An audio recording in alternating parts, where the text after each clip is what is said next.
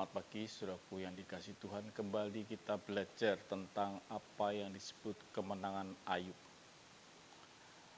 Ayub adalah orang yang tidak berdosa di hadapan Tuhan, sehingga Ayub ada di pihak Tuhan.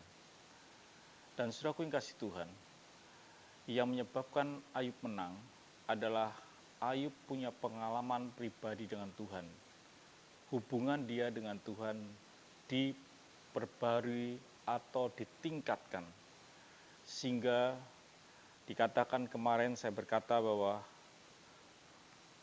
hanya dari kata orang saja aku mendengar tentang engkau, tetapi sekarang mataku sendiri memandang engkau.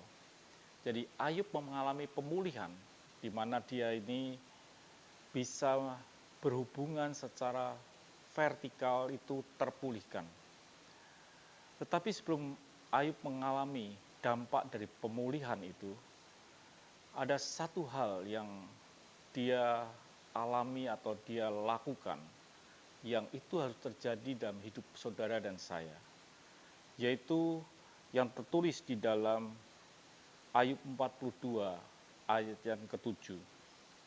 Setelah Tuhan mengucapkan firman kepada Ayub, maka firman Tuhan kepada Elifas orang Teman, murkaku menyala terhadap engkau dan terhadap kedua sahabatmu, karena kamu tidak berkata benar tentang aku seperti hambaku Ayub. Kembali diingatkan bahwa Ayub ini orang yang punya hubungan yang baik dengan Tuhan, dengan dia tidak berbuat salah tentang apa yang dia ucapkan. Dikatakan tidak ada kekeliruan di dalam lidah bibirnya. Tetapi beda dengan teman-teman Ayub, dikatakan bahwa dia tidak benar dalam perkataannya. Jadi saudaraku kasih Tuhan, hal yang berikutnya yang perlu terjadi dalam hidup kita adalah kita mesti ada di pihak Tuhan. Salah satu cara yaitu kita mesti menjaga mulut kita. Di situasi seperti ini, mesti saudara belajar untuk berkata, tidak menggerutu, tidak mengeluh, tidak merasa susah, tetapi mulut kita terjaga dan tidak membuat masalah di hadapan Tuhan. Jaga mulut kita. Tetapi ada bagian yang kedua yang perlu kita ingat, yaitu tentang pemulihan kita bukan dengan Tuhan secara vertikal itu pulih, tetapi juga secara horizontal. Yaitu kenapa? Karena ada peristiwa tentang teman-teman Ayub yang dia ini punya masalah dengan Tuhan dan harus diselesaikan. Dikatakan, sudah mengasihi Tuhan, di ayat yang ke-8, oleh sebab itu ambillah 7 ekor lembu jantan dan 7 ekor domba jantan dan pergi kepada hambaku Ayub, lalu persembahkanlah semuanya itu sebagai korban bakaran untuk dirimu, dan baiklah hambaku Ayub meminta doa untuk kamu, karena hanya permintaannya lah yang akan kuterima, supaya aku tidak melakukan aniaya terhadap kamu, sebab kamu tidak berkata benar tentang aku seperti hambaku Ayub.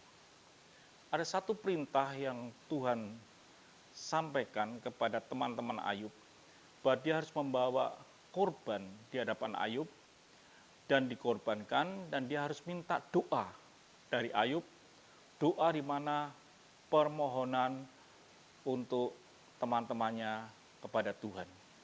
Saudaraku yang kasih Tuhan, Ayub bisa juga tidak mendoakan. Ayub bisa juga tidak mau melakukan itu kepada teman-temannya. Tetapi Alkitab mencatat Ayub melakukan itu. Ayub mengampuni apa yang menjadi kesalahan daripada teman-temannya. Jadi saudaraku yang kasih Tuhan, hal yang berikutnya yang sudah mesti dipulihkan bukan sekedar hubunganmu dengan Tuhan, tapi hubunganmu dengan sesama. Secara horizontal itu terpulihkan. Jadi tengah-tengah kesulitan seperti ini, ada bagian yang sudah harus dilakukan, yaitu memperbaiki hubunganmu dengan sesama. Saudara bisa mengampuni, saudara bisa mengasihi, saudara bisa melakukan yang baik, saudara bisa menerima dia, dan lain sebagainya. Jadi saudara kasih Tuhan, di tengah-tengah kesulitan hidup ini pada saat ini, saudara mesti bisa pulih bersama-sama dengan keluarga saudara, khususnya dengan istri, dengan anak, dan lain sebagainya. Pemulihan dengan Tuhan perlu, tapi pemulihan secara horizontal dengan sesama itu sangat perlu. Kalau itu tidak terjadi, maka dampak dari pemulihan itu tidak akan pernah terjadi di dalam kehidupan kita.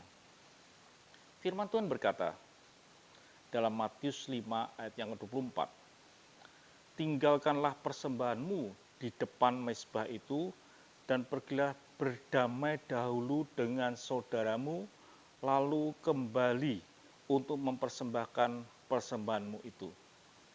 Bagian yang harus dikerjakan yaitu berdamai. Ini saatnya, saudara. Saatnya saudara berdiam diri, bersekutu dengan Tuhan. Tapi saatnya juga kita berdamai dengan sesama kita. Jadi saudara mengasihi Tuhan, saya harap di tengah-tengah kesulitan, kebersamaan yang ada pada hari ini, di tengah-tengah keluarga, terjadi pemulihan antara sesama keluarga dipulihkan. Kalau itu terjadi, maka dampak dari pemulihan itu sebuah kemenangan yang luar biasa. Saya harap ini terjadi dalam hidup saudara, saudara pulih karena hidup berdamai dengan saudara kita. Jangan ada kebencian, bisa mengampuni, dan hidup damai dengan sesama. Sesuatu yang besar akan terjadi. Tuhan